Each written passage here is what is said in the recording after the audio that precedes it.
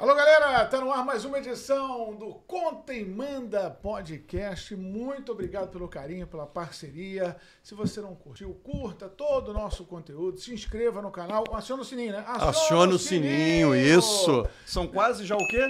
Já são mais de 30 milhões de visualizações nas redes sociais. Sempre, lógico, agradecendo a sua parceria e a parceria da Colibril, Puro Néctar, Chopp Carioca, ó, DNA do Rio de Janeiro, de altíssima qualidade, e você pode conhecer toda a linha de produtos da Colibril, acionando também as redes sociais. Fale com o Vinícius. Vinícius conta e manda também na Colibril. Se você quer reunir uma turma em torno de uma boa partida de futebol, fazer o seu evento, casamento, aniversário, contrate o pessoal da Colibril e vai ter chopp de altíssima qualidade, assim como o nosso convidado de hoje, Chico Ayala. Verdade, verdade. Convidado, não tem jogador caro? Isso é convidado caro, rapaz, porque a gente estava tentando há bastante tempo, mas claro... Jogador valorizado. Sim, a gente entende a agenda apertada, né? E aí o seguinte... Tem pouco problema, né? Pouco, né? Pouco problema. E assim, a última vez que eu tive com ele, eu falei assim, poxa, será que dá para fazer? Ele, Elo, calma, vem aí uma data FIFA, e era a última, né, das eliminatórias... E tá acertado já, pode falar com a assessoria, enfim, e eu vou lá bater um papo com você, com o Éboli, num Conta e Manda. E chegou o dia de a gente ter aqui o Rodrigo Caetano, né, diretor de seleções da Confederação Brasileira de Futebol. Rodrigo, muito, muito obrigado pela sua presença aqui. E a primeira pergunta já para você é a seguinte, não é o jornalista Aiello, o torcedor Aiello vai confessar para você que até a chegada do Carlo Ancelotti, o torcedor Aiello estava assim, caramba, não estou sentindo firmeza no Hexa, estou achando que não está legal, acho que a gente vai ter dificuldade na próxima Copa do Mundo. Com a chegada do Ancelotti, não quer dizer que o torcedor Aiello já diz o seguinte, é Hexa e acabou, já somos Hexa. Mas eu consigo já como torcedor vislumbrar uma possibilidade, achar que as coisas estão caminhando de uma forma positiva, normal, porque é um trabalho de curtíssimo prazo, né? A gente vai abordar muito isso aqui, né? Infelizmente, a gente perdeu muito tempo no planejamento para uma Copa do Mundo. Esse torcedor Aiello, ele está com o sentimento correto? Assim, é um torcedor realmente que ele pode acreditar que o trabalho está sendo construído e, de certa maneira, há uma possibilidade real de hexacampeonato, Rodrigo? Bom, primeiro, obrigado vocês pelo convite. Eu já tinha assumido com ambos, né, Aiello e Éboli, que eu viria e, graças a Deus, a gente conseguiu encaixar, isso. Dizer que para mim, que sou um cara que fui muito bem recebido aqui no Rio de Janeiro, lá em 2009, quando ainda chegando ao Vasco da Gama, vindo do Sul, ambos sempre foram uma referência aqui no jornalismo esportivo, né? Sempre pautando as opiniões realmente com muito profissionalismo, então não poderia deixar de estar aqui com vocês também. Para mim é uma honra e um prazer. Obrigado pela deferência. O prazer é nosso também, cara. O teu sentimento como torcedor e não como profissional, a gente percebe, né, nas ruas, nos jogos, principalmente, que realmente essa esperança ela retomou.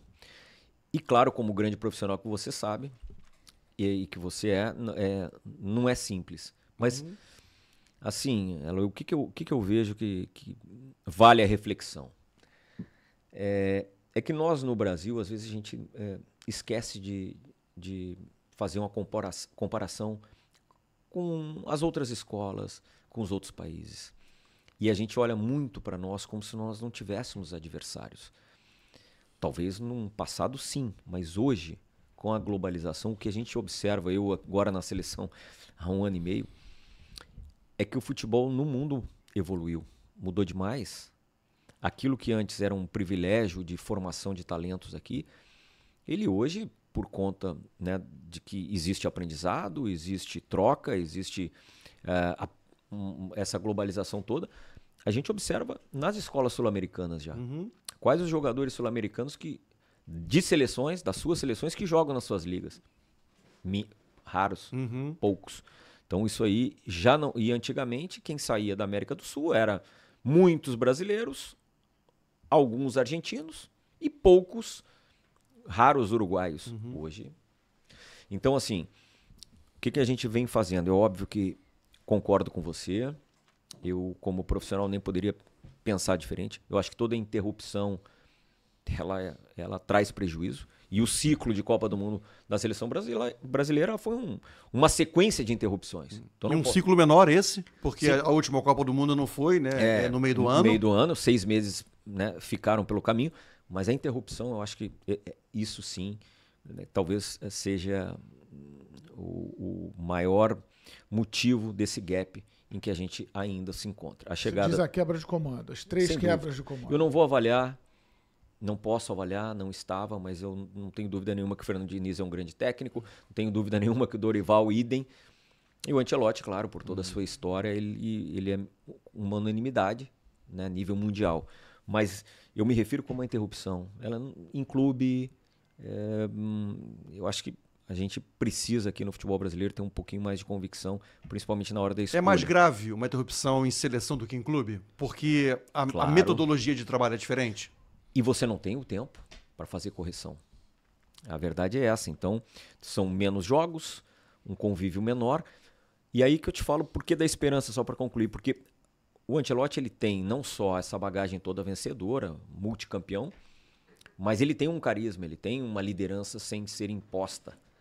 Então isso faz com que você acelere alguns processos, principalmente no que diz respeito ao que ele repete em todas as entrevistas. A gente precisa construir aqui um bom ambiente. E por onde ele passou, ele conseguiu. A gente espera conseguir. Agora, a Copa do Mundo ela é um torneio, né, gente? É um torneio. Ciclos espetaculares, como foram os do Tite, e que não levaram uma final por conta de um detalhe, de uma tomada de decisão, enfim. Espero que ano que vem esses detalhes todos estejam a nosso favor, devidamente estudados e preparados para ter uma margem de erro zero.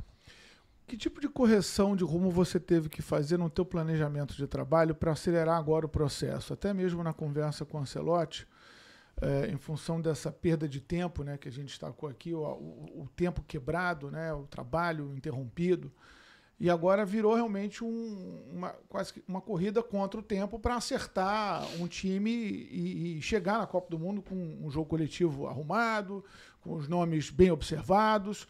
E a gente está falando de um treinador que, por mais que tenha toda a experiência do mundo, ser um dos mais vitoriosos do mundo... Em clube, né? Em clube nunca viveu a experiência da rotina de um trabalho em seleção e é a primeira vez que trabalha no universo do futebol brasileiro, né? Que tem todas as suas peculiaridades. Nessa conversa, o que foi traçado de mudança de rota? Então, eu acho que foi muito mais ajuste do que mudança de rota. Por quê, Éboli, que eu te falo isso? Porque quando nós fomos a Madrid para finalizar o negócio com o Ancelotti, ele não via nem a geração, nem os atletas, nem a escolha, muito menos a estrutura disponibilizada para ele de pessoas, enfim, como algo que não o agradasse. Ele, a partir daquele momento, e depois quando ele chegou ao Brasil, naquela primeira data FIFA, ele, opa, só um pouquinho, eu percebo que nós estamos no estágio melhor do que eu imaginava. Porque ele veio para dentro, ver como é que funciona a rotina e os processos. Tanto que ele também repete nas suas entrevistas que ele se surpreendeu muito positivamente com tudo que ele teve na CBF. É claro que tem os ajustes, as escolhas, as preferências, mas desde aquela primeira lista larga em que eu e o Juan estivemos lá, porém baseadas nas listas anteriores do Dorival e das observações, ele inseriu ali 4, 5, 6 atletas de sua preferência e depois foi ajustando. Eu acho que é isso. Mais importante de tudo, é que não é um partir do zero. Por mais que voltemos àquela discussão da interrupção, não é um partir do zero, porque nós falávamos aqui fora, né, de que todo cara grande, todo vencedor, ele é simples, né, por natureza. O processo com ele é muito mais simples. E no caso dele é a mesma coisa. Ele não teve a necessidade de dizer, olha, tudo errado, vou partir daqui. Não. Parei, vamos lá, nós vamos fazer os ajustes aqui conforme a minha nova visão. Eu acho que essa é a maior vantagem. Não é uma mudança absurda de rota. São ajustes. Você, Rodrigo, assim, você pontuou, de certa maneira, assim, de uma forma indireta. E eu talvez agora vou ser mais direto. Porque eu utilizo uma expressão, às vezes, para olhar um pouco, né, e tentar explicar, não o fracasso, mas, de certa maneira, a dificuldade que a seleção brasileira tem nos dias de hoje. E eu acabo utilizando a expressão assim, né, um pouco da soberba de ser pentacampeão do mundo.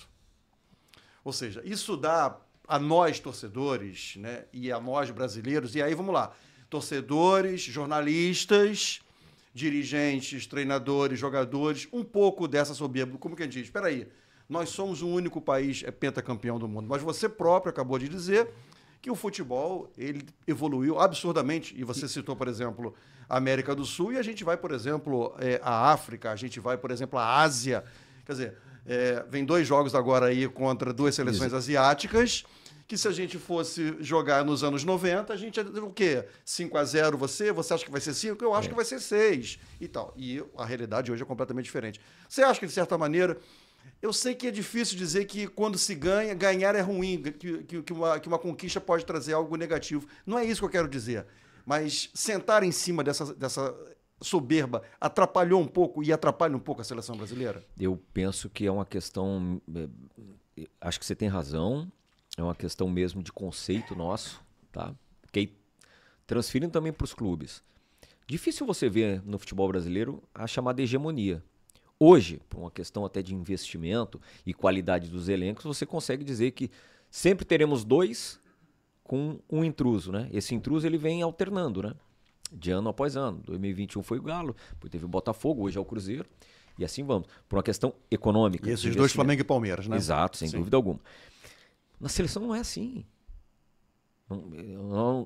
Primeiro que muda-se, de 4 em 4 anos, muda-se demais.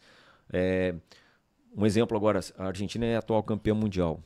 Tem uma bela seleção, tudo, mas ela não tem esse favoritismo, talvez, né, por ter sido campeã mundial ultimamente. E chegou completamente desacreditada na última. Eu qualifico como sendo um torneio, né, assim, que ele é perigosíssimo, e eu penso mesmo que falta humildade para todos nós. Isso aí não tem a menor dúvida. Como um todo, sabe? Tanto Aelo, que assim, a gente não consegue avaliar o segundo lugar para nós, vamos lá, nos nossos princípios aqui do futebol brasileiro, é trágico. Estamos falando aqui, ampliando aqui a conversa, já que me permite. Ano passado mesmo o Atlético, que foi o clube último que eu trabalhei, ele foi em segundo lugar na Copa do Brasil, na Libertadores, chega num Campeonato Brasileiro lutando contra um rebaixamento. Quer dizer, você pode ampliar a discussão, é calendário e tudo, mas como é que ficou qualificado o ano do Atlético? Péssimo. Decepção, fracasso. Acho que a decepção ocorreu muito por causa do comportamento do time nas decisões. Mas é que chegou na decisão. Chegou na decisão. Diz isso.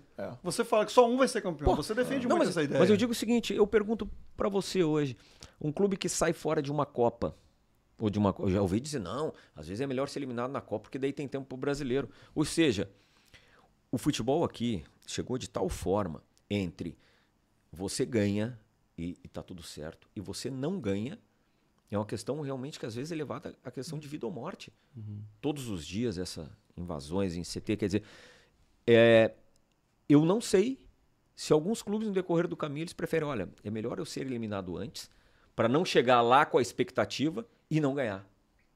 Então, voltando à seleção brasileira, desde 2002, onde o Brasil foi pentacampeão, todas as demais edições o Brasil foi eliminado nas quartas. Menos aquela que ninguém quer lembrar, que foi com o Filipão em 14, onde o Brasil foi a última vez que foi semifinalista. Porque foi o resultado mais trágico da história. Então eu pergunto para vocês, o Brasil não teve grandes equipes? Não fez ciclos melhores do que esse? E não ganhou. Sim. Por que a gente não admite também, esse é o meu questionamento, que do outro lado do oceano, na África, não tem evolução também do futebol? Eu acho que aí é que nos falta humildade. É a nossa soberba. E o dia que nós... outra questão aí. E se nós tivermos isso, essa humildade, a gente vai carregar uma pressão não tão absurda como é hoje sobre os nossos atletas e talvez ganhemos. Talvez exista essa união em prol da seleção brasileira, que muitos dizem, não, porque o jogador já saiu cedo, o jogador jogou lá fora e tal. Na Argentina, idem. Uhum. Existe um patriotismo maior na Argentina do que aqui? Não. É porque talvez eles tenham sofrido mais com o futebol deles do que nós. Eu acho que isso é opinião. O torcedor mudou um pouco a relação com a seleção brasileira, Rodrigo. Eu acho que a exigência por espetáculo ela está muito elevada. Porque os jogadores são colocados num patamar de estrelas internacionais, onde o único contato que eles têm com a torcida é a questão de dar o espetáculo. Eles não jogam aqui, não há um relacionamento. A relação é de cobrança por espetáculo. Onde é que eu quero chegar? Eu nunca cobrei título de seleção brasileira, mas eu sempre cobrei que tem que jogar bem. Seleção brasileira, com os melhores jogadores, alguns do mundo, tem que jogar bem. Se vai ganhar ou não é outra história, porque o torneio, a Copa do Mundo, é extremamente traiçoeiro. Muito a Alemanha, que nos ensinou a jogar futebol, eu digo entre aspas, porque eu não concordo com essa teoria de que o Brasil tinha que se reinventar totalmente por causa do 7-1. A Alemanha, nas Copas seguintes, sequer passou da fase de classificação. Itália, 2 Copas. A Itália não participou das 2 últimas. Então, assim, a Copa do Mundo é diferente. Mas jogar bem ou mal, eu acho que cabe a discussão, né? E por que, na tua opinião, o Brasil, a seleção brasileira, vem durante um bom período jogando mais mal do que bem? Então, mas aí nós temos que ter a discussão, o conceito do jogar bem, que também mudou. Quando você fala de espetáculo, isso era possível décadas atrás. Hoje, com esse, não só o nível de intensidade, com a falta de espaço e com o entendimento tático também das outras equipes, desculpa, isso é a minha opinião. Sempre eu vou querer ter os melhores do meu lado, tecnicamente. Mas uma questão tática hoje, ela supera o individual. Ela supera. É claro que se você tem a tua equipe ajustada taticamente com tecnicamente os melhores, você que é a próximo... combinação seleção brasileira. Pois é, mas aí é que tá. Não é simples você montar isso taticamente numa seleção. Não é simples. É uma reunião de talentos. A verdade é essa. É uma reunião de talentos em que o mais rapidamente possível você tem que tentar fazer ajuste. Porque senão é difícil, né, justificar essa questão, né, da falta de tempo, mas ela é fato. Nós temos 9 dias de data FIFA. Uhum. E você sabe que clubes ainda acham ruim existir a data FIFA. Então, dos 9 dias, treino, nós temos 4. 2 jogos, são 6. Um dia de descanso entre um jogo e outro, são 7. A segunda-feira, que é o dia de apresentação, a gente nunca vai ter o grupo cheio. Então, fechado. Você vai eliminando aí, você vai ver que de treino propriamente dito, são 4. Então, assim, hoje tem a superação ao seu adversário na parte técnica, eu concordo com você. Temos não vou dizer todos os melhores, mas temos os melhores em muitas posições. Sem dúvida, né? Sem dúvida.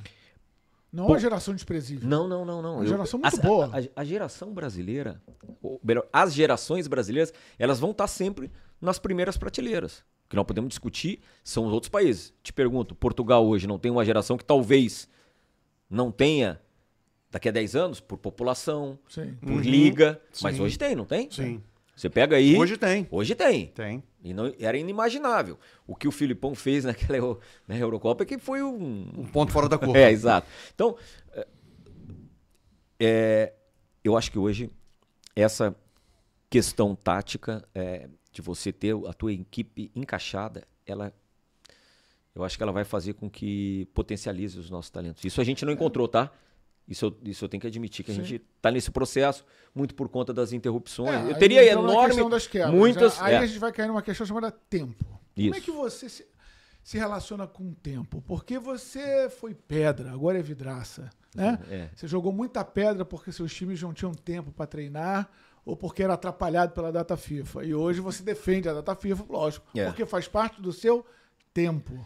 Como é que você administra? Você está em conflito? Não, nisso aí não. Eu estou em conflito com algumas coisas que eu aprendi em estando na CBF, que eu era crítico, né? Pontos nevrálgicos aqui na nossa discussão, que é calendário, que realmente se faz milagre com aquilo que é disponibilizado para a CBF, né? Lembremos FIFA, Comebol e depois o que sobra. Então se faz milagre lá. O Júlio Avelar e a turma dele, isso aí mesmo, o dia que eu voltar para clube, um dia eu voltarei, provavelmente, não vai ser mais o meu ponto crítico, e sim tentar até ser Compreensivo. Compreensivo e construtivo com eles. Sim. Outro ponto que Mas não se faz milagre porque não se abre mão de nada? Não. Olha... Eu tô falando do universo todo, tá? Não, mas... Os clubes... Pode ver a discussão do estadual, enfim, mas já foi reduzido. O problema é que um clube que disputa tudo, falta dias no ano. Isso é fato. Ele não é tem jeito. castigado. Não tem, é punido. E outra, obviamente, da busca incessante da qualificação da arbitragem também, que já vi alguns passarem lá, e a busca, essa aí eu acho que tem mais espaço. Você mudou pra muito evoluir. mesmo, porque Mas- você ia depois do jogo mas- ia reclamar com o árbitro. Ela tinha nome citado na súmula, ia para julgamento. Algo que não me orgulho mais. Quando eu chego na CBF, me falaram assim, pô, STJD vai dar um tempo agora. Foram 32 idas ao STJD. Algumas, obviamente, erro meu, mas enfim. Mas essa eu não prometo que eu não vou reclamar quando estiver em clube, tá? Eu tô dizendo que são 2 pontos que eu passei a entender um pouquinho mais do outro lado. Tu foi a 32 julgamentos? Tinha uma média em 20 anos. Pô, batia ponto quase que todo mês. Não é fácil. Tinha crachá. Mas a gente amadurece. Agora, hoje, na questão data FIFA, ela melhorou para os clubes, diferentemente do que era. Porque eu peguei a época em que tinham jogos durante a data FIFA. E isso acontecia até 3 anos atrás, se não me engano. Isso era um prejuízo. Eu acho que aí havia um desequilíbrio. Hoje é muito mais quando a seleção vai jogar, como é o caso agora, que é uma viagem larga, em que você fica pensando quando que você vai ter o teu jogador de volta. Melhorou também a questão da logística em relação a esses jogadores, né? Os europeus, por exemplo, todos os clubes europeus mandam... A seleção brasileira jogou lá em El Alto, né? Onde não dá para dizer que é jogar, né? É um negócio inacreditável. Mas vários jatos dos clubes ingleses já estavam lá para levar os jogadores. Hoje no Brasil, idem. Então, essa é a busca. Mas, como eu te falei, o pouco tempo que temos de data FIFA vem ao encontro do que eu te falei em relação às interrupções. Aí que eu falo, se você começar do zero, o Ancelotti é o marco zero, nós não temos chance.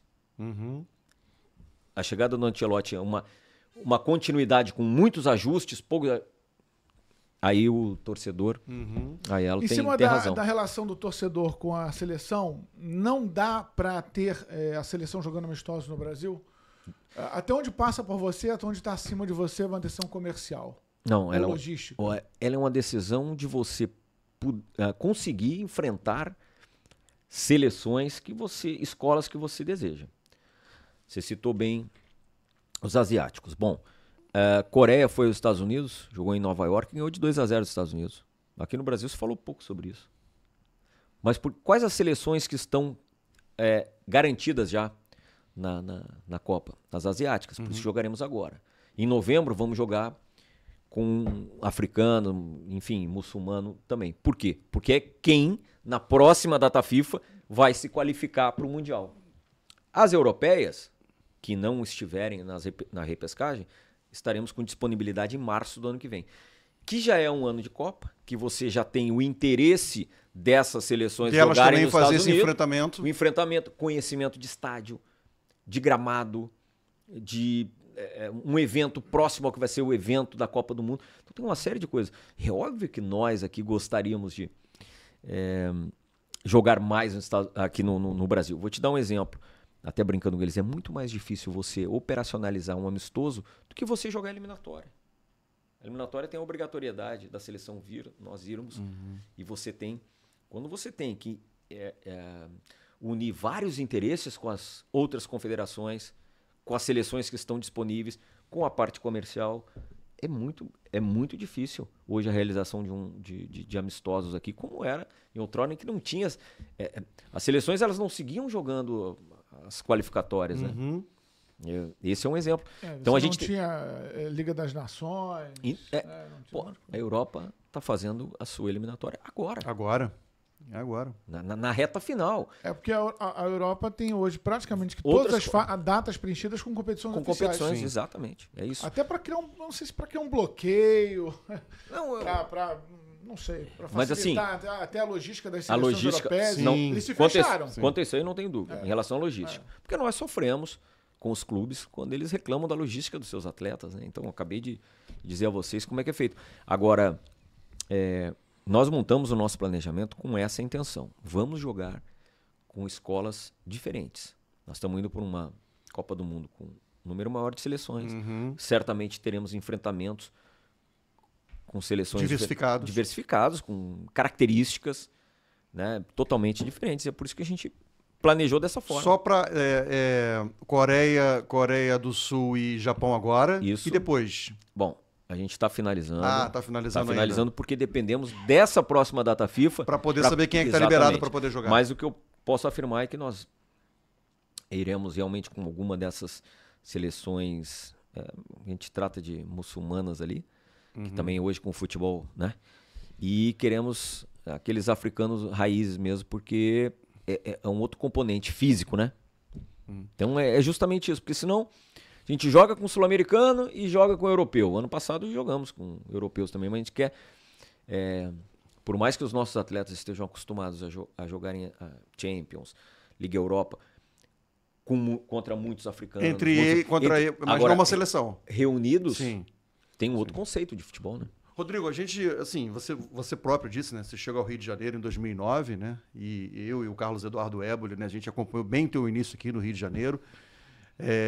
E você construiu, né, um perfil de ser um gestor, né, que tem, né, e valoriza muito a questão do planejamento. Eu sei que na tua cabeça, por exemplo, a gente tá gravando hoje, gente, na quarta-feira, 24 de setembro, mas a tua cabeça já é junho de 2026. A gente respira isso. Eu sei disso. Como é que está esse planejamento da seleção brasileira? O que a gente pode falar, por exemplo, de período de treinamento antes da Copa começar, a viagem... Claro que tem o sorteio, né? A gente vai ter o sorteio agora em dezembro. Isso, obviamente, vai ser importante para poder montar essa logística. Mas eu entendo que as janelas já estejam preparadas. Como é que está esse planejamento? Pô, legal a tua pergunta. A gente já, desde ano passado, nós temos a nossa equipe de profissionais viajando nos Estados Unidos para poder eleger onde estaremos antes de iniciar a Copa do Mundo, antes de termos aí a definição do Base Camp FIFA, porque são duas escolhas, né? Em junho do ano que vem, e aí uma série de variáveis. Se a seleção brasileira inicia ou estreia no início da Copa do Mundo, é uma coisa. Dependendo do grupo, se for após, você tem mais tempo de treinamento, consequentemente você tem que ver onde é que você vai fazer essa preparação lá no final de junho. Se nós vamos conseguir fazer 1 ou 2 amistosos.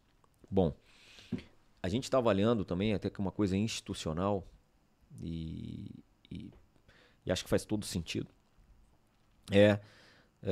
Lá em junho do ano que vem, virmos, ou os atletas se encontrarem todos aqui no Brasil por um período que a gente ainda vai definir de treinamento, para, quem sabe, uma despedida. Não sei se com jogo ou sem jogo, acho muito pouco provável que tenha, mas pelo menos para sairmos todos daqui. Um evento. Se sairmos, eu estou falando um período de treinamento, isso não está ainda definido. Seria Teresópolis.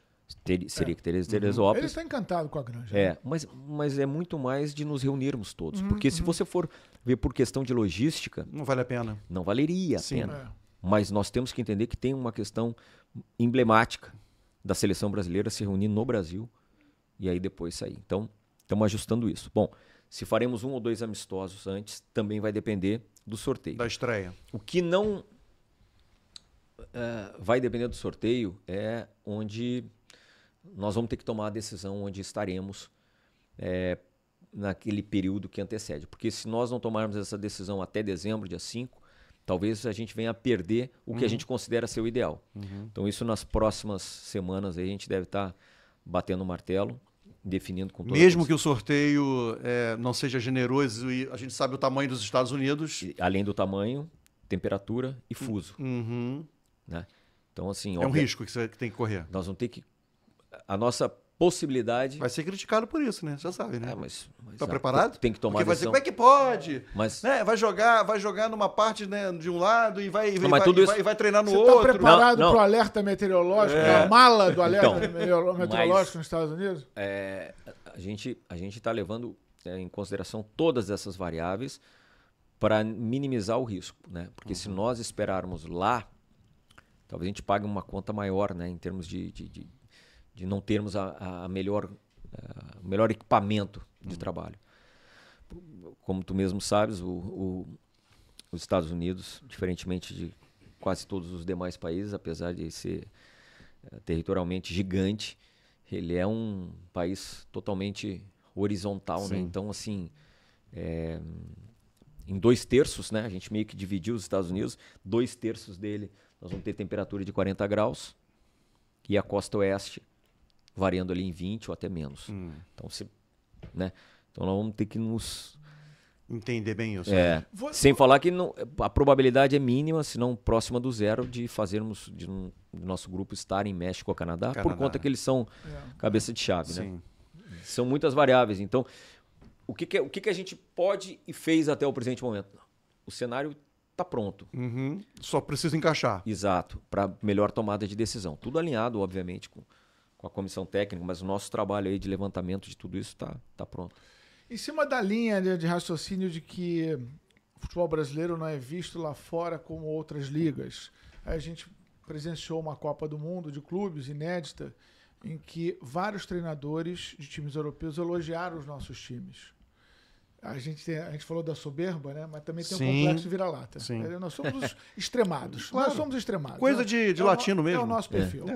Mas você se surpreendeu com alguma informação que o Ancelotti chegou trazendo e que vocês... ele sabia disso? O Ancelotti ele chegou com conhecimento, com que tipo de conhecimento a respeito do futebol que é praticado aqui no Brasil? Então, primeiro ele conhecia basicamente tudo sobre os atletas brasileiros, né? Isso aí não só os que lá de fora, como os que atuam lá fora, como os daqui também. Ele sempre acompanhou o futebol brasileiro porque ele sempre nas equipes que ele passou, ele quis, como ele diz, fazer a contratação, né, de jogadores brasileiros. É uma coisa dele desde sempre, desde que ele enfrentava a seleção brasileira lá. Quando ele chega aqui, e que obviamente nesse período ele já estava acompanhando mais, ele chama a atenção da competitividade aqui do futebol brasileiro, da igualdade das equipes, né? E um pouco da intensidade. Ele achou que a intensidade do futebol praticado aqui era menor. É claro que tem. E a qualidade? Não, agradou ele também. Sem dúvida. Agradou, e na nossa lista larga, que a gente chama, nós temos inúmeros jogadores que jogam aqui no Brasil e nem poderiam. E ele conhece todos. Ele foi a alguns estádios com grama sintética, ele já entendeu? Não. Não, né? Não entendeu porque lá ele não... É algo que eles não estão realmente acostumados. Fica outro jogo, né? Então, ele se surpreendeu com o número de estádios com grama sintética aqui, né? Isso sim, porque na primeira divisão, né? Lá normalmente, isso você tem terceira, segunda, quarta divisão lá. Mas ele se surpreendeu positivamente. E o que comprova isso que eu estou falando é que quando o David, que no início não viria mesmo com ele, porque estava negociando com o Glasgow Rangers, teve o convite do Botafogo, ele prontamente apoiou a vinda. Então, quer dizer, o David não veio porque ele é o treinador da seleção brasileira. O David veio apoiado porque ele acha que é uma liga importante e um clube importante também no Brasil. Então, ele gosta demais daqui, gosta do Rio de Janeiro, enfim. Tá bem. Ele tá bem. Ele tá bem no Rio? Tá bem adaptado. Tá feliz? Só tá que você feliz. mencionou, eu queria saber, antes da gente entrar, né, na questão do David. Qual é a rotina, assim? Eu sei que, na verdade, a gente gostaria muito, né, de ter um Ancelotti aqui nesse Conta e Manda, mas, obviamente, a gente não pode perder a oportunidade de ter você aqui e, justamente, né, você poder contar. Como é que é a rotina dele de trabalho? Assim, como é que é o dia a dia dele? Claro que, né, agora aumenta um pouco mais, porque está se aproximando dos 2 jogos da convocação, né? A seleção brasileira vai fazer 2 jogos agora na próxima data FIFA. Mas, por exemplo, assim, depois que terminou o último par de jogos das eliminatórias, como é que é o dia a dia dele? Ele vai, bate ponto na CBF diariamente? Isso. Ou não vai? Como é que é isso? Então, é importante também você perguntar, porque é difícil ter o entendimento que nós temos uma rotina. Nós temos um ciclo de convocação que ele inicia no dia seguinte. Nós lá que nem carnaval, né? Ou seja, termina o carnaval, você já pensa no próximo. Isso se chama planejamento e nós chamamos lá como um ciclo porque ele é contínuo, né? Então, nós temos a identificação, a atualização da lista larga, feita a lista larga, que normalmente gira em torno de 60 nomes, a distribuição da observação, porque a lista larga, quem está na lista larga, tem chances reais de estar numa lista final. Então, você coloca a lupa, aí você tem as observações em loco, em vídeo, a geração dos relatórios, isso é dividido entre todos, certo? Até a nossa rotina de atualização da parte clínica, física, e ele o tempo todo junto conosco, liderando isso, né? Até chegar a data da convocação final, depois a preparação dos treinos e dos jogos, enfim, toda a logística, ele interage o tempo todo conosco. Especificamente nesses 2 casos, das 2 últimas, é justamente por conta da mudança dele que ele não ficou o tempo todo conosco, né? Como agora ele está ainda no Canadá, finalizando a mudança dele, né? Porque a residência dele é no Canadá, em Vancouver, mas ele já está com casa aqui, tudo, já teve com a mulher dele, foi lá buscar o restante das questões, né? dos bens pessoais dele para vir de vez. Mas ele fica conosco de manhã até o final da tarde, participando de tudo. Porque ali na CBF, no Departamento de Seleções, nós temos um ou mais representante de cada um dos setores. Então, nós temos o Cristiano Nunes na preparação física, o Guilherme na fisiologia, o doutor André. Então, os analistas de desempenho, a parte de gestão, então, que convocamos os demais profissionais no período da data FIFA. E, obviamente, que ele, já desde o início no contrato dele, previa que ele moraria no Rio. Os componentes da comissão técnica dele ficam na Europa e vêm no período de convocação, o que facilita para nós nessa reta final por conta das observações das ligas, né, europeias. Sobre o David agora. Eu queria só tirar uma dúvida nessa rotina de trabalho. O olhar do Ancelotti hoje é um olhar totalmente voltado para a seleção principal.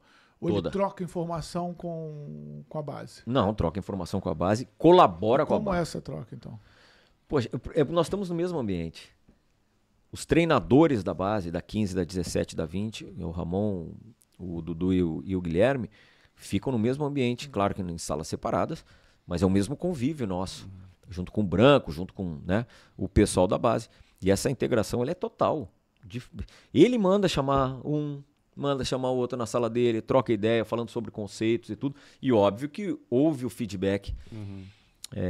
Mas hoje tem um entendimento dele ou de vocês de que o trabalho que é feito vai ser desenvolvido na principal precisa ser de uma certa maneira replicado na base? Não. Essa linha de produção, não. Ainda não. Ainda não? Isso talvez em uma continuidade do Mister aqui a gente pode já falou sobre isso? Mas é muito curto, porque é diferente de clube. Eu sei. Não, eu digo diferente de clube. Eu acho que clube faz sentido isso. Porque aquele jogador que está no teu sub-20, necessariamente ele vai fazer a transição. No outro, a gente não tem como. E é como a gente faz. Agora vai começar o Campeonato Mundial Sub-20, lamentavelmente, por conta que não é data FIFA, muitos clubes não liberaram seus atletas, certamente a seleção não vai para lá com a melhor formação, ou com os melhores, né? E isso não é de agora, já é de um bom tempo. A Sub-17, diferente. Muito provavelmente no Mundial do Catar, salvo uma ou outra exceção, estarão os melhores da categoria, porque eles não ascenderam ao profissional ainda. E a Sub-15 que nós resgatamos agora e que não tínhamos nem treinador até pouco tempo atrás, ela é um laboratório. Ela é de justamente fomentar o futebol ali no Sub-15, conhecer atletas, gerar um banco de dados. Então, assim, a gente está estruturando muito melhor a base agora do que estava, sob uma liderança extremamente positiva que é do Branco lá. A queda do Edinaldo Rodrigues coincidiu exatamente com a chegada do Ancelotti. Foi um momento assim para você mais tenso na estrutura?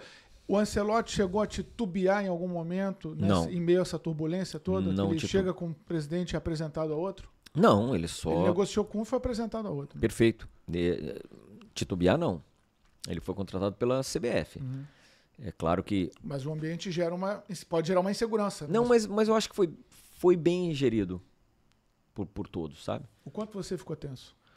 Não, assim, no dia em que nos reunimos com ele em Madrid, na casa dele, e à noite estávamos num jantar, e aí que ficamos sabendo disso, estava eu e o Juan. Nossa. Enfim, mas prontamente nós já recebemos ligações daqui do Brasil. Olha, pessoal, nada muda, segue, toca aí, tranquiliza. Fizeram já uma videochamada com o próprio Ancelotti naquele dia. Então, quer dizer, depois eu acho que isso talvez tenha possibilitado essa conexão que a gente acabou criando, porque nós fomos até lá, a gente mostrou como era e depois tivemos o aval por parte também da nova diretoria, do Samir, do próprio Fernando Sarney, que estava de Eu fico imaginando a conversa. Não, mas... Carlos, esse nome aqui esquece. Quando você chegar, você vai falar com esse aqui. Outro. Não, mas aí é que tá. Por isso que eu tenho que defender uma estrutura profissional em qualquer instituição, né? A verdade é essa. Muda-se o presidente, ou muda-se às vezes até algumas diretrizes, ou muitas diretrizes, mas os profissionais permanecem. Essa é a estabilidade que foi passada ao Ancelotti naquele momento e que ele acreditou e ele está vendo na prática que está funcionando. Acho que foi isso. Sobre o David, foi tranquila, foi natural a discussão interna na CBF de o filho do técnico da seleção brasileira trabalhar no futebol brasileiro, comandando um time brasileiro. Assim, porque externamente, poxa, né, talvez tenha faltado um pouquinho de ética, né, gerado um desconforto nos outros clubes, porque assim, como é que faz na convocação de jogadores e tal? Como é que foi isso internamente? Zero. Primeiro, resgatando lá o início, o David não viria desde a nossa reunião, ele estava em negociação, como eu disse, com o Glasgow.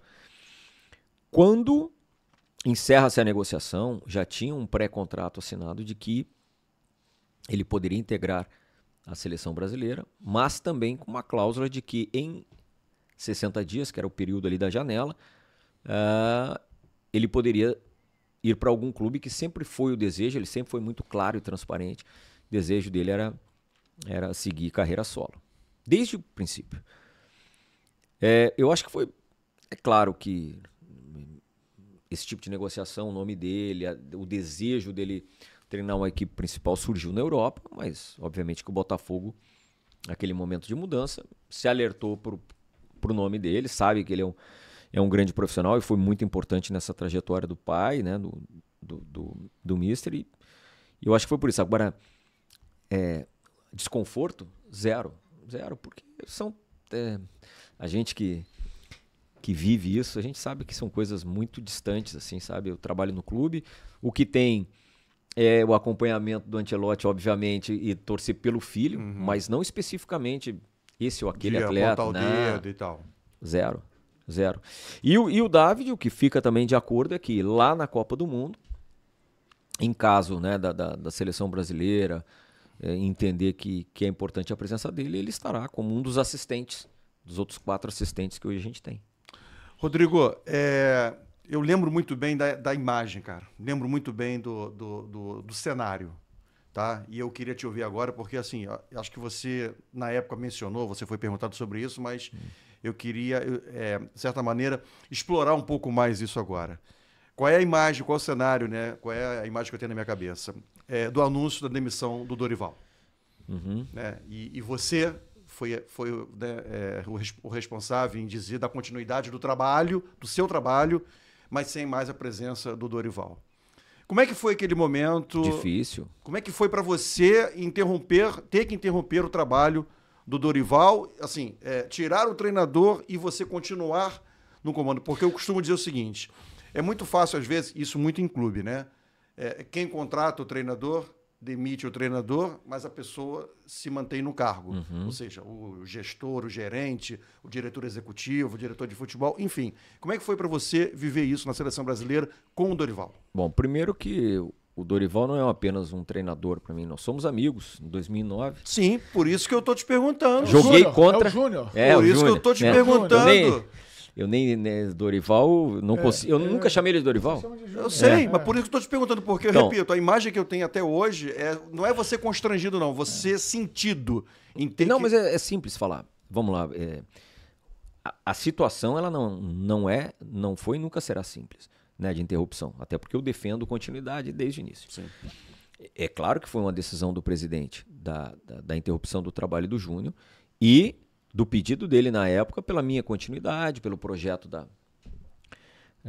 para a Copa do Mundo, enfim, e ele falando da importância, não foi só minha continuidade, na época foram praticamente, dos que chegaram com o Júnior, foram 3, né? Eu, Cícero Souza, que é o gerente, e o Juan, que é o nosso gerente técnico. Isso foi o pedido do presidente, mas que naquele momento, e é uma decisão presidencial mesmo, e penso que escolha do treinador, do executivo, você tem que elencar as possibilidades, isso em clube também, mas é uma decisão que você tem que envolver o presidente do clube, porque é um cargo muito de confiança também. Esse é um ponto. Outra coisa, como profissional, que eu já tive essa discussão com técnicos meus amigos. Não, mas o que eu posso dizer é que, não é o caso do Júnior nesse caso, mas em clube, a presença de um executivo, ou na grande maioria dos executivos, ela protege muito mais o treinador. Dessas intempéries aí, da intempestividade muitas vezes. E eu já disse. Dizem que foi o que faltou de retaguarda ao Fernando Diniz. O Fernando não teve, né, essa figura. Então, assim, para alguns eu já disse, olha, você pode estar chateado comigo hoje, mas eu estou te falando a verdade. E certamente, se você está saindo hoje, se nós não tivéssemos feito o trabalho, não, vamos acreditar, o trabalho está bom, vamos seguir e tal, isso teria acontecido há um mês antes. Na grande maioria dos casos, se você não tem um profissional que sustenta o trabalho, que defende, que conhece, que está no dia a dia para fazer essa defesa, eu creio que essa rotatividade seria muito maior, né, em clube. Mas esse dia para mim foi muito ruim porque foi triste, desde aquele jogo lá na Argentina foi muito triste, porque como eu te falei, a minha relação com o Júnior ela não é apenas profissional, né? Eu chego na seleção um mês depois dele, um mês e algo, e sei que teve ali o aval dele, obviamente, mas eu tenho certeza que hoje ele entende que esse projeto da Copa do Mundo, e toda vez que eu posso eu repito, ele é um projeto de todos nós, né? Pela seleção brasileira, inclusive dele, que ficou esse tempo todo, né, à frente da seleção brasileira. Foi difícil, mas eu tive que respeitar e, obviamente, respeitei a decisão do nosso ex-presidente e também respeitei o convite dele para eu permanecer. O quanto que você viu de maldade, o quanto havia de realidade naquela imagem que virou alvo de muito debate, né, da disputa dos pênaltis, o Dorival fora da rodinha, levantando o dedo. Calma. Levantando o dedo, porque aquilo ali foi alvo de muitas críticas, no meu entendimento, na minha avaliação, críticas até maldosas. Mas o quanto que o trabalho, assim, o ambiente da seleção estava acima da força do Dorival. Porque quando você sai o Dorival e entra o Ancelotti, primeira reação qual é? Olha aí, entrou um cara que está acima do vestiário. O Dorival não era acima do vestiário. Eu queria também a tua leitura, depois do episódio passado. Então, aí voltemos ao que eu acho que o Aelo falou sobre... Não, você falou sobre a nossa síndrome de vira-lata. Né? Porque quando chega o Dorival, todo mundo diz que... Não, mas o Dorival é um treinador de clube. Sim, mas extremamente vencedor. Por que não pode ser na seleção? Aí quando vem um treinador estrangeiro, poxa, mas por que traz... Nós temos que, em algum momento, chegar a um acordo do que vamos defender como conceito. Primeiro, aquele episódio não diz nada, porque hoje, em qualquer situação, seja seleção ou clube, a definição de batedores ela é anterior. O que pode mudar é que dos 5, um não esteja apto, ou então está com algum problema, ou pediu até para não bater, e entre outros. É assim que funciona. Mas qualificar aquilo ali por falta de liderança ou não, talvez tenha... O Júnior é tão boa pessoa, ele é tão boa pessoa também, que ele, naquele momento, ele não se preocupou nem em fazer o jogo para fora, porque a gente também observa muitos treinadores que não decidem, ou pelo menos que não é naquele momento a tomada de decisão do pênalti, que vai pra roda, que gesticula tudo, mas a decisão já tá tomada. Sabe que tá todo mundo olhando. Sim, a câmera, o holofote tá ali. Então, assim, aí eu vou pelo lado de valorizar isso. O nível de humildade, de despreendimento dele nisso aí, porque quem ia bater já estava definido no dia anterior no treinamento, entendeu? Então, mas aqui nós estamos num país, não é só no nosso país, não. Acho que na humanidade nossa, que não basta você ser, você tem que parecer ser, né? Só que às vezes o parecer está superando o ser, né? Muitas das vezes. Sobre isso, né? Deixa eu até aproveitar esse gancho, né? Mais uma vez, a gente está gravando aqui com o Rodrigo, né? No Conta e Manda, na quarta-feira, 24 de setembro. E ontem, terça-feira, o Fluminense foi eliminado da Copa Sul-Americana e após o jogo, o técnico Renato Gaúcho entregou o cargo, pediu demissão e eu julgo, tá? Eu julgo que deu uma declaração bem interessante, que merece muita reflexão e obviamente, né, vai refletir e já está refletindo nos dias de hoje sobre a questão das redes sociais.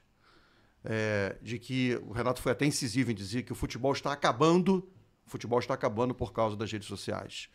Você, como diretor de seleções, né, como uma pessoa de dentro do futebol, como é que você avalia isso? Como é que você entende isso? E como é que a CBF ela trabalha com isso em relação, não só à imagem dela, a CBF como instituição, e também dos jogadores da seleção brasileira? Bom, primeiro assim, eu não digo que esteja acabando, mas que está mudando, tá, né? Isso a gente observa todos os dias. Muitas pessoas que não têm a qualificação, o conhecimento, opinam. Fazendo uma meia-culpa aos clubes, eu acho que a gente estava debatendo isso antes, né? A gente sabe que isso existe. A gente sabe que existe uma opinião e a opinião ela está aí, né, aberta a todos. O problema é o quão que ela interfere. Acho que essa é a discussão maior, sabe? E penso, não nesse caso do Renato especificamente, mas que nós tivemos exemplos de clubes em que houve uma pressão gigantesca também e vaia também e não mudou-se. Eu acho que vai muito, eu acho de todos nós, dirigentes profissionais e não profissionais, compreendermos que as críticas existem, que a internet veio para ficar muito tempo, as mídias sociais, está tudo certo. Mas de quem é que define por elas? Você não demitiu o Júnior, a CBF não demitiu o Júnior muito também pela pressão nas redes sociais? O Júnior, Dorival? Eu até acredito que tenha sido parte dessa decisão, né, do presidente, parte. Lembremos que assim, e a gente na justificativa, tanto eu como o Júnior, o que talvez fosse o mais próximo do justo era tentar dissociar o jogo da Argentina do restante do trabalho. Mas é aí que eu te falo. Você ganha, fica aliviado, né? Quando perde, não tem jeito. Mas voltando a isso aí, eu acho que falta de nossa parte a gente avaliar um pouco mais o trabalho aqui, tá, como profissional do futebol. Eu acho que a gente abre muita discussão sobre continuidade ou não de trabalho. E eu acho que a discussão deveria ser a análise sobre a qualidade do trabalho, os pontos a serem editados. E não constantemente tem. Mas deve continuar ou não deve continuar? E justamente em cima de um resultado. Mas eu acho que essa discussão ela não colabora. Uhum. Pelo contrário. Ela incentiva essa constante troca. Aí no dia seguinte vai para a estatística. E só prejudica a qualidade do futebol praticado aqui. Exato. E no dia seguinte vai para a estatística. Quantos treinadores... Então, assim... Mas aí vem esse fator externo, né, Rodrigo? Mas aí é que tá. Do mesmo modo que nós estamos assumindo a meia-culpa de que os clubes têm que ser mais firmes nas suas convicções, tá? Nas suas convicções, tudo bem, vai trocar o treinador? Vai, mas por convicção minha. Nossa, tá tudo certo. Quantas vezes você ouviu, Rodrigo, a gente tem que demitir, olha o que estão falando. Pô, inúmeras vezes. E aí que eu te falo, se lá na frente, em algum momento, a gente trocou e eu participei de uma troca, é porque esse processo, ou talvez se não tivesse alguém para defender o trabalho, teria acontecido um mês antes. Uhum. E é fato. Já aconteceu comigo, não vou aqui dizer o clube, após um jogo em que a gente havia perdido, na descida, por coisas, torcedores me... Não, porque tem que demitir, o fulano tem que demitir, o fulano tem que... Digo, não, vocês estão pedindo agora, não vai. Você falou isso?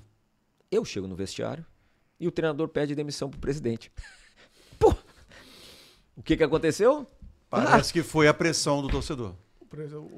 O profissional não aguentou. E eu falei isso pro treinador. Digo, pô, quase apanhei ali.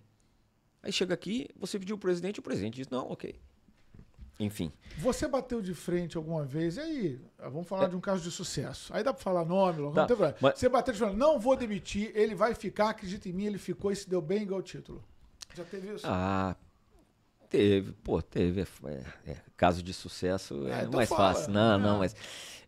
eu queria só complementar ali, quando eu falo que nós fizemos a nossa meia-culpa, eu acho também que alguns formadores de opinião, pra gente não toda hora entrar na discussão da continuidade ou não, por conta também do externo.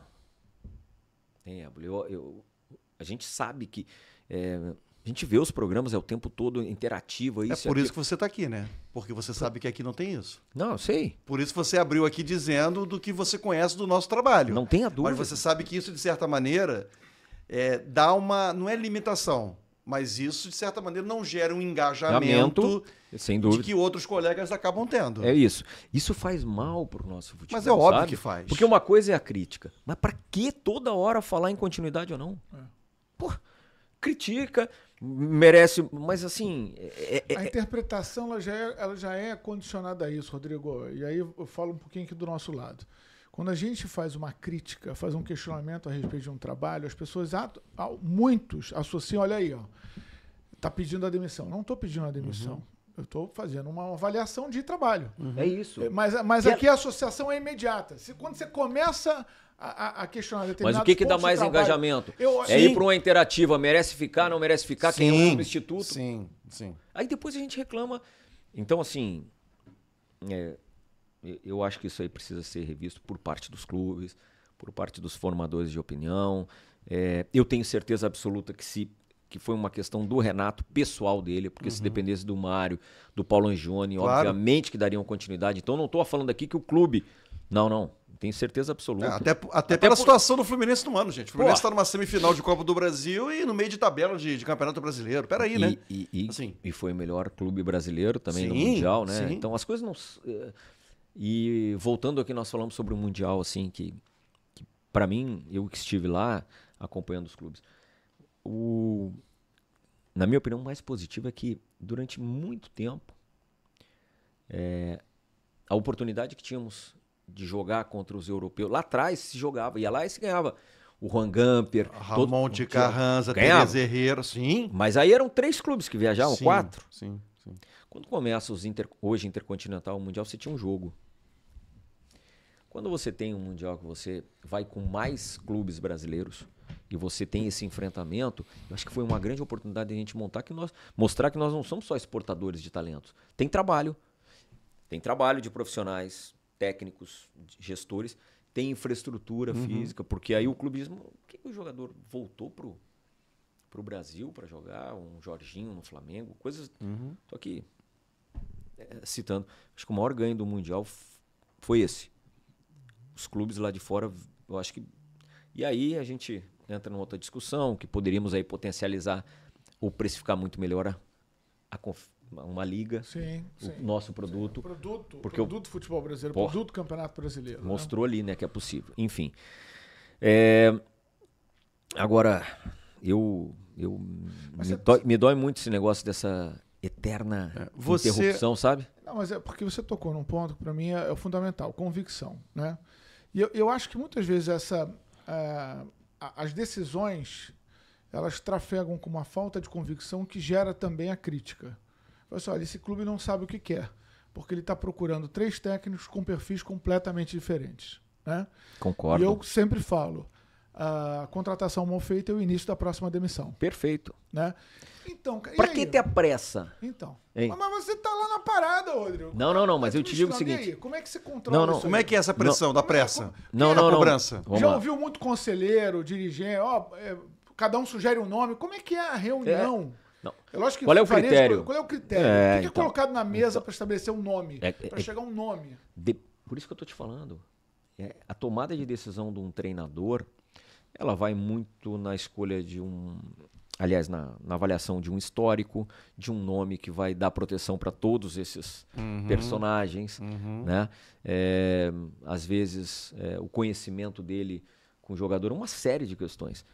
Épocas distintas dentro da mesma temporada, né? Você não, A gente costuma ver assim, poxa, o elenco foi formatado para determinado técnico, vem outro. A probabilidade tá errada é gigante.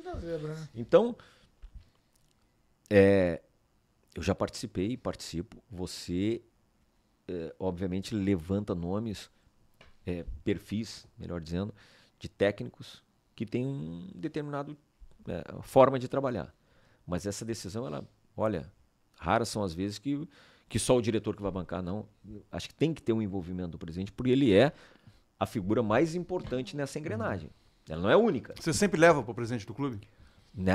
Sempre leva? Você sempre leva? Um nome assim? Não é um... Assim, não é você que decide de uma forma solitária o nome de um técnico. Não. A contratação de um técnico. Então certamente já foi voto vencido, né? Com certeza. Principalmente vai dar zebra. Principalmente na saída. Principalmente na saída, né?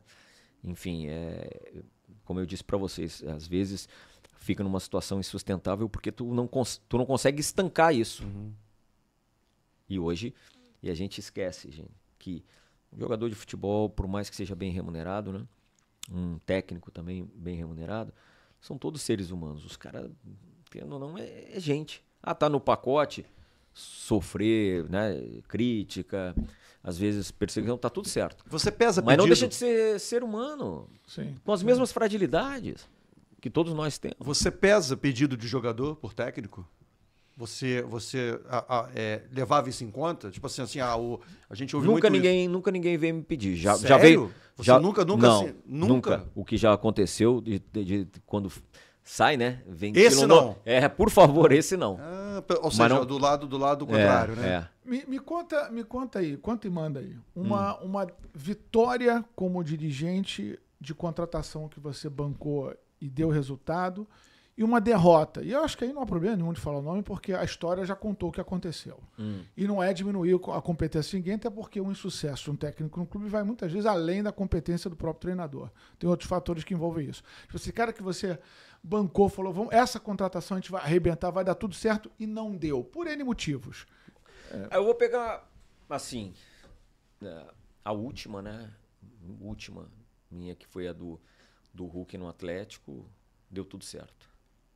Né? Ele veio da China, muitas vezes olhando, poxa, o cara veio de uma liga e ele até não tinha essa idade avançada, que muitos dizem, mas ele fez uma história e hoje independentemente do pra frente, um dos 3, sem dúvida alguma, maiores ídolos da história do Atlético, né? Se identificou absurdamente com o clube. E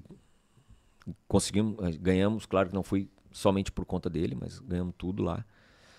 E eu acho que por ser a última, assim, de contratações em que você joga uma expectativa, assim, e talvez não, né, não tenha dado o retorno esperado, aí tem mais, né? Aí tem mais. É difícil, assim, eleger um nome, porque são uma série de fatores que levam o cara a não desempenhar, né? Mas de treinador, por exemplo, que é aquele que você imaginava que fosse conseguir performar e não conseguiu. Por vários motivos também. Porque tem hora que a bola não entra, né? Tem isso também. Poxa, um treinador assim, eu tive muito mais relação dos que tiveram um trabalho longínquo do que aqueles de interrupção, sabe? Passou muita gente na época do Flamengo. O Flamengo era Nossa! Era muito difícil, sabe? Mas no Flamengo, por exemplo, que eu tinha, pela qualidade que ele tinha de treinamento, e eu esperei que tivesse, até por ser uma figura espetacular e não teve o tempo necessário e nem a tolerância necessária, eu acho que foi o Cristóvão Borges, que fez um trabalho magnífico no Vasco conosco, né? Vice-campeão brasileiro, Sim. Participou da Copa do Brasil Sim. também, mas assim, não é por falta de qualidade dele, ele não teve o tempo, não teve a tolerância. Onde é que tá o Cristóvão Borges, gente? O Cris hoje não está trabalhando, não. Ele tem tido uns convites aí, até porque é um amigo pessoal. Acho que esse é um cara que, assim, quem teve um prazer teve com a gente lá na CBN uma vez. Que conheci ele é muito acima da média. E foi um craque dentro do campo também. Sim. Um craque na relação humana, tinha bons conceitos. E enfim, eu acho que por ser um cara tão do bem assim. Nós estávamos falando de Dorival. E assim, é o perfil, né? É um perfil assim, extremamente agregador. Quem é muito do bem no futebol sofre? Sofre mais. Eu acho que todos sofrem.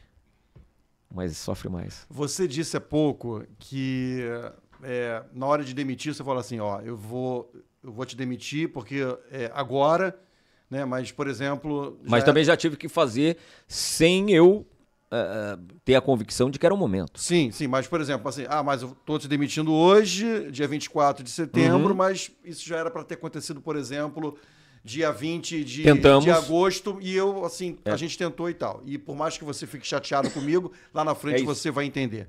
Alguém não entendeu e você perdeu uma amizade, você deixou uma situação ruim, né? Uma relação ruim, porque a pessoa até hoje não entendeu isso? Não, porque eu recuperei depois. Esse tempo que eu falo, ali na frente você vai ver, recuperou um pouco essa relação, sabe? Então eu não tive nenhum problema. Tive mais problema com quem saiu, que foi o último também lá no Atlético, que foi o Eduardo Cudê, que pediu 2 vezes para sair, uma no Inter e outra no Atlético, e alegava, né, que o problema era o clube que não disponibilizava os reforços, enfim. Então, um discurso que não vem ao caso aí.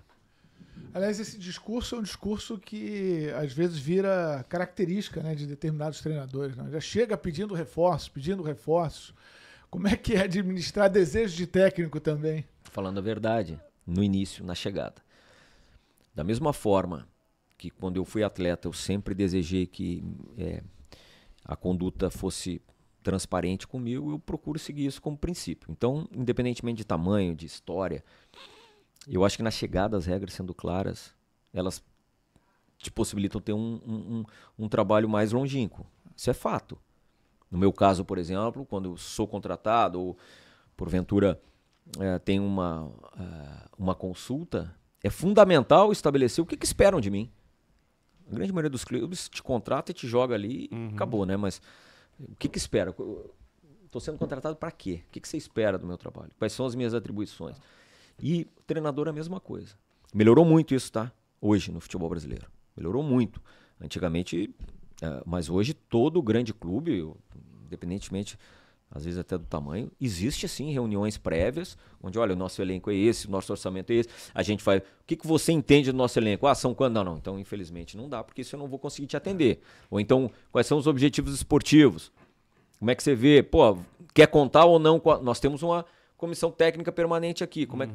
Eu acho que todos esses detalhes, e se você não cumprir esse processo, a probabilidade de dar errado é grande. A primeira coisa, cara, que me vem à cabeça, por exemplo, quando eu vejo São Paulo é o rei do pedir reforço. O cara chega, primeiros dias, publicamente ele pede reforço, olha, isso, cara, não conversaram antes. Não, mas para você ver como as coisas melhoraram, que essa conversa aí, eu conheço o Jorge, trabalhei com ele 2 meses no Atlético e foi uma relação ótima. Tenho uma relação com ele até hoje. Você não vê, em momento algum, ele citar isso agora. Eu não sei o que foi, né, acordado para frente, mas nesse momento ele, né, buscando o encaixe do time, melhorando a equipe e tal, mas não falando de peças, pelo menos publicamente não vi isso. Quando um técnico publicamente deixa muito claro, ou até fica repetitivo no pedido por contratações, ele se enfraquece diante do elenco? Se publicamente ele fala? Sem dúvida. Opa. Ainda mais se falar de posições. Não, tem alguns códigos que eles são fundamentais na questão da relação, né? Apontar um erro individual, uma solicitação ou dizer que qual setor que carece mais de reforço. Posição. O líder. Aí é a hora que você bota a mão na cabeça? Não, mas assim... O cara tá falando porque é o seguinte, cara, para que você tenha a possibilidade de você cobrar dos seus liderados, o princípio básico, e que muitos não gostam, é de você defendê-los publicamente. Aí, meu amigo, depois que você fecha, que você foi lá e defendeu, isso te empodera de ter uma cobrança maior. Aí não tem a menor volta pro vestiário, a porrada come, mas publicamente você defendeu. Opa! E aí tem aceitação por parte do elenco. Quando inverte-se isso, meu amigo, o grupo, já era. É o princípio do fim. Então, foi o que muito foi discutido isso naquele episódio do Felipe Luiz com o Pedro, né? Em que o Felipe Luiz expõe assim um comportamento do Pedro publicamente. Todo mundo disse perdeu o grupo. Perdeu o grupo. Mas penso eu, sem saber, penso eu que aquilo que ele disse, ele já tinha sido falado antes. Ele já tinha dito. O Felipe não ia publicamente dizer algo que ele não disse ou para o atleta ou para os atletas. Não creio. Não, mas é o discurso interno você ser pode, colocado para não, fora. você pode me dizer se era necessário ou não, bom, aí a avaliação é de cada um.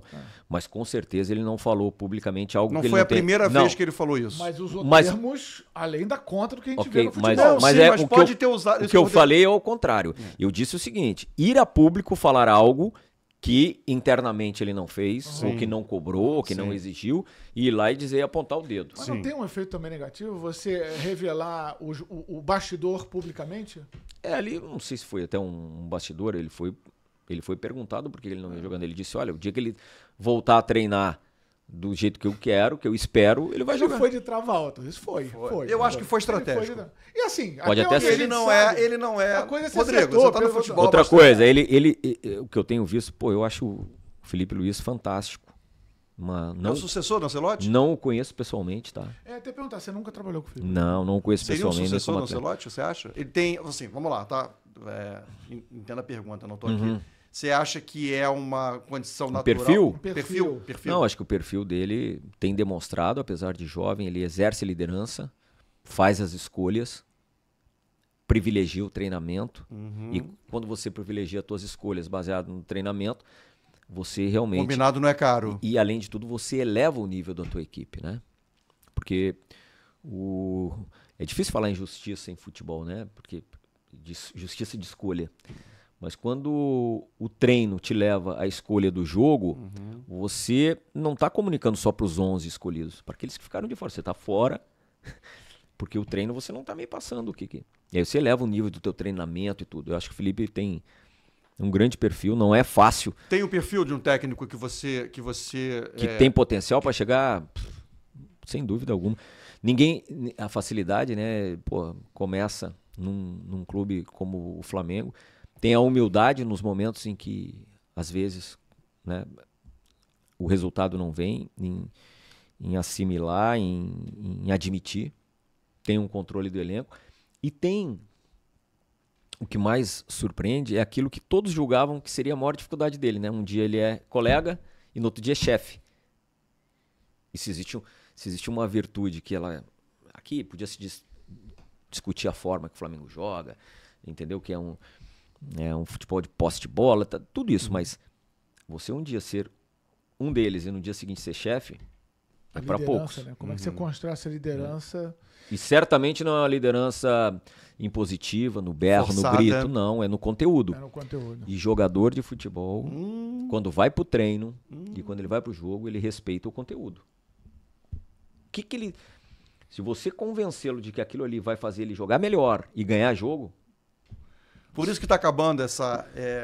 vamos lá, isso não é tão pejorativo não, tá? Não é no sentido pejorativo, mas aquele técnico do... Vamos lá, moçada, porque eu joguei bola e eu sei que é assim. Ou seja, aquele poder de convencimento na base do tem que ter garra, tem que ter raça, ou você ter realmente o técnico que mostre para o jogador aquilo que vai acontecer dentro do campo. O ideal é você ter os dois, né? Sim. Tipo, o cara que tem o conteúdo, que tem...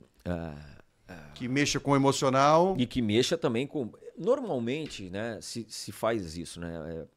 As palestras e os approaches dos técnicos primeiro você apresenta o conteúdo, depois você treina a tua ideia de jogo, o teu modelo de jogo e termina com a parte emocional, né? Porque é o mundo ideal. Então, o que não pode é você, na minha visão, é ter só um ou só outro, né? Assim, acho que essa união de perfis, assim, ela te aproxima do sucesso. E é o que se vê hoje, né? O jogador, o time, ele tem que ter muito claro qual é a ideia de jogo do treinador. Bom, pode se discutir se é melhor ou não, mas tem que ter uma ideia. Sim. Sim. E a partir de então também essa questão motivacional inserida, né? Não tenha dúvida. O debate hoje, o debate de algum tempo no futebol brasileiro é um debate muito pautado em avaliar resultado e não trabalho. A gente já falou sobre isso aqui. O quanto você hoje consegue se dedicar, hoje que eu digo na tua carreira, né? como gestor de futebol, o quanto você consegue se dedicar a avaliar trabalho, avaliar treino? Bom, primeiro que você diz, não, é o tempo todo, porque mesmo em clube, quando foram 22 anos em clubes, né, e me orgulho de terem sido somente 6 clubes. E eu nunca nunca tive férias, nunca tive um tempo em casa. Então é uma média importante fora da realidade aí do futebol brasileiro. E eu sempre dividi o meu tempo. Eu olhei assim, parte do treino propriamente, a preparação da equipe, enfim, ela sempre foi a minha prioridade. O turno inverso, que é quando, né, encerra todas as atividades, já teve o pós-treino, enfim, porque é muito importante eu chegar antes e sair depois. Eu preciso entender os sinais do ambiente. Eu costumo dizer que assim, eu tive, né, uma equipe de trabalho que muitas vezes identificava sinais que eu não conseguia ver para que eu pudesse atuar. E nos dividíamos, né? Olha, você vai atuar nisso, aquilo, para que pequenas faíscas no ambiente não se transformassem em incêndio e você não conseguir controlar.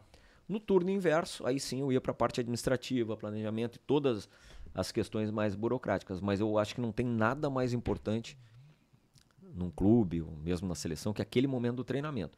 Que não é o treinamento quando está no campo, não. São os movimentos que ocorrem antes, durante, e também depois do treinamento. E ali você está observando todos os comportamentos. Total. Na seleção brasileira, quais são hoje as grandes lideranças? Temos grandes líderes. Quais? Quem?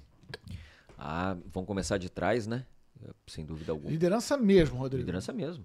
É o cara que tem uma voz diferente do que você viu ali no grupo. Não. Como eu disse, eu não estive com o Neymar ainda, que é uma liderança técnica e, obviamente, eu não tenho como avaliar, mas, sem dúvida alguma, Mas vai de Alisson, com certeza, Danilo, que esteve conosco, Marquinhos, Casemiro, que voltou agora, próprio Rafinha, o Bruno Guimarães. Bruno é um cara que... Pô, o cara é capitão do Newcastle. Porra, essa liderança do Rafinha... Não, mas ele... O problema é que ele se empolgou. Essa liderança do Rafinha... Ele quis dizer algo muito diferente do que realmente ele disse. É um baita do menino. Sim. Baita ele se empolgou no papo com o Romário. Se empolgou na informalidade. Você sabe que ele tem o Rafinha, né, que agora foi o melhor brasileiro, né, bem colocado no ranking lá, né, da France Football. Ele tem uma história de início de carreira incrível, porque ele jogava num clube de segunda divisão, fez testes nos clubes grandes lá do Rio Grande do Sul, não passou, aí vai pro Avaí, Leeds, assim, é meio... Se você for assim, essa Como trajetória... é que esse cara tinha tudo pra... E a minha mensagem pra ele depois foi, olha, você foi 5º lugar no mundo, porque todo mundo critica, é a eterna coisa, a gente só vê o lado ruim. Sim. E, cara, você foi eleito o 5º melhor jogador nessa temporada. Pra mim deveria ter sido mais. Eu também acho. Digo assim, nessa hora, que até tem muita gente que fala, né, que isso é pouco, só você olhar um pouquinho atrás, como foi que você chegou aí, que é muito mérito. É muito mérito. E o Rafinha tá num grande momento. Falar que ele é muito bom garoto, tem uma ótima relação. Segue nas lideranças, peraí. Não, mas aí chegamos ali. Um cara que tem um perfil também muito bom é o Matheus Cunha. Tem também, já é um cara... E cada um tem um jeito, mas eu acho que basicamente são esses os quais nós mais... quando são questões assim de grupo... Alexandro, que teve também, junto com o Danilo. Isso pesa na formatação de um grupo para algo tão importante, né? Assim, acho que para uma Copa do Mundo, sim. Fala mais alto até que um momento técnico. Olha, já dito pelo Mister, né? A escolha dos atletas, elas sem dúvida alguma, a seleção brasileira é uma questão de meritocracia, né? De você estar bem em todos os quesitos para poder ser selecionado. Quando você vai, e aí vem a discussão de idade também, né, Bolinha? Muita gente, mas que ele fala, poxa, tem alguns caras que eu não preciso treinar. Se o cara estiver bem lá, faltando um mês para... E a gente já viu isso no passado. Sim. Né? Um mês antes da Copa, e aí para um torneio desse, tem outras variáveis. Né? Foi o que ele falou sobre o Neymar. Sim. Foi a frase que ele usou para o Neymar. Eu não preciso avaliar mais o Neymar. Sim. E eu falo em relação a jogadores com uma idade avançada, que às vezes se discutem. Poxa, se o cara tá bem, tu vai para uma competição onde agora são 8 jogos. O Thiago Silva se encaixa nisso?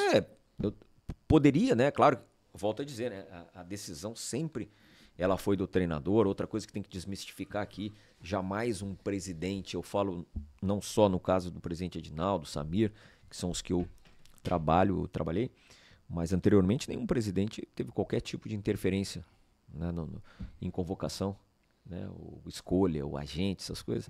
Isso dito pelo Gilmar, Edu, Juninho, nunca existiu. Então a escolha final é do treinador. Mas aí que eu te digo, às vezes na caminhada, numa eliminatória, o treinador opte por um determinado perfil. Mas lá no torneio, daqui a pouco um perfil que naquela caminhada podia estar fora. Opa, não, agora eu preciso de um cara com... Né? Ou de uma liderança absurda. O Ancelotti, ele revela algum tipo de expectativa com relação ao Neymar? Revela o seguinte, realmente se o Neymar tiver encontrar a melhor forma, muito próximo da Copa do Mundo, ele é um cara colocado por esse comando como acima do bem e do mal? Não acima do bem e do mal, mas um jogador para estar nos 26, sem dúvida alguma, pela técnica, pela capacidade de desequilíbrio, né, que ele tem, não tenha dúvida. E o que ele fala é real. Se existe uma coisa que um mister não tem receio, é de falar o que ele pensa e falar sobre os conceitos de jogo dele. Então... O que eu acho legal é que ele fala sobre os conceitos e fala também sobre quem não foi. Ele não se nega a falar de ninguém. Porque era uma cultura na CBF de técnicos anteriores. Eu lembro muito disso, que eu cobri muita convocação de seleção brasileira na década de 90, início dos anos 2000, até para o técnico se resguardar das críticas e não ter que entrar naquela discussão. Não falo de quem não está na lista. Em relação a Vinícius Júnior. Né, que é notório, né? Não só para a gente que é da imprensa, mas também do grande público, do torcedor, a diferença, por exemplo, de desempenho, de rendimento do Vinícius Júnior. Eu acho que vai muito ao encontro do que você já disse aqui no início, da questão do tempo de clube, do tempo de trabalho de clube para o tempo de trabalho em seleção brasileira. O fato hoje do técnico da seleção brasileira ter sido o técnico do Vinícius Júnior, o Mister falou alguma coisa já sobre isso, né? O Ancelotti falou alguma coisa sobre essa não garantia, né? Mas essa... que ele gosta muito? Não, que ele gosta muito não. Que ele tem condições de fazer o Vinícius Júnior jogar na seleção o que ele jogou no Real Madrid? Claro. Dele, Rodrigo, Militão, para você ver como tem critério. O Militão tinha ficado um ano parado. Recém tinha começado aí a pré-temporada e ele não o chamou para os 2 jogos. O Rodrigo não tinha ainda adquirido minutagem, ele também não chamou. E jogadores que, como ele disse, ganhou uma Champions com eles. O Vini só não veio porque estava suspenso. E ele não tem dúvida alguma que ele faz o Vini reeditar a sua melhor versão. Para você ver como faz, como a gente estava falando da parte, às vezes, essa parte tática assim, de encaixe de um time. O Real Madrid, 2 anos atrás, ganhou tudo, né? Champions, enfim, sem o Mbappé. Aí contrata, em tese, né, o melhor jogador em atividade no mundo, não ganha nada.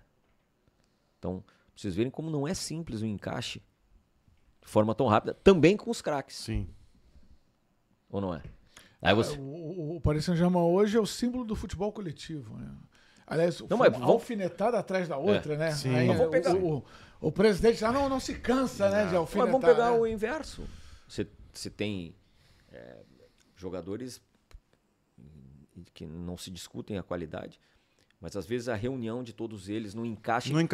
Demora mais tempo, ou não encaixa. Mas uma alfinetada que envolve também o Neymar, né? Sim. Porque o Paris Saint-Germain apostou um talento extremo, numa combinação. Mas não que foi não deu só, certo. não foi só ele. Não, né? digo, a alfinetada também vai nele. Sim. Também vai nele. Como um integrante desse de um time que não funcionou. E o exemplo clássico que a gente tem desse... Mas assim... Mas versão Romário sabe Edmundo. Mas o Paris competiu de forma absurdamente em etapas mais avançadas. Em fases mais agudas. Nunca tinha. De quartas de final, de semifinal. Com Neymar, Mbappé, sim. Messi. Porque é aquela coisa do título. E quando ganhou a Champions, com o Neymar, também era uma equipe estrelada. O que eu estou querendo dizer é tempo. Entendeu? E aí a gente estava falando que isso é no Brasil, isso é no mundo. A gente pode dizer assim, o Paris Saint-Germain ganhou a Champions porque se desfez desses craques. Mas será que não ganharia com eles? A gente não sabe.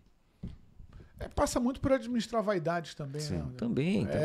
Uma das suas funções também, né? Administrar vaidades. Na seleção, menos. Porque eles têm o mesmo tamanho. Tem um nível de importância, sabe? Então, assim, todos querem estar. Sim. O brabo é num clube, muitas vezes, que você tem um vínculo. Não tem esse papo de que jogador alguns não ligam pra seleção. Não tem esquece. Os caras... Pô, os caras fazem o que for possível pra estar. O tempo todo. Todo mundo chega com tesão na seleção. Nossa senhora, isso aí é... Eles sentem o prazer, gostam... Poxa, independentemente de idade. Rodrigo, para fechar contigo, quem é Samir Chaud? Poxa, um baita cara, viu? Eu o conhecia ainda pela federação, por estar lá no mesmo ambiente muitas vezes. Ele também foi aluno da CBF Academy em alguns cursos, né, principalmente de gestão. E tem sido, assim, uma surpresa muito positiva no trato com todos na CBF, com as ideias realmente de algumas mudanças no futebol brasileiro. E na seleção, até o presente momento, ele tem cumprido tudo o que foi dito por ele publicamente, a nível de autonomia. A gente tem tocado isso com muita facilidade, todo o planejamento. E eu te confesso assim que um ambiente muito leve, um cara aberto ao diálogo, apoiador. É um esportista, né? Ele pratica esportes, então assim... Um cara jovem.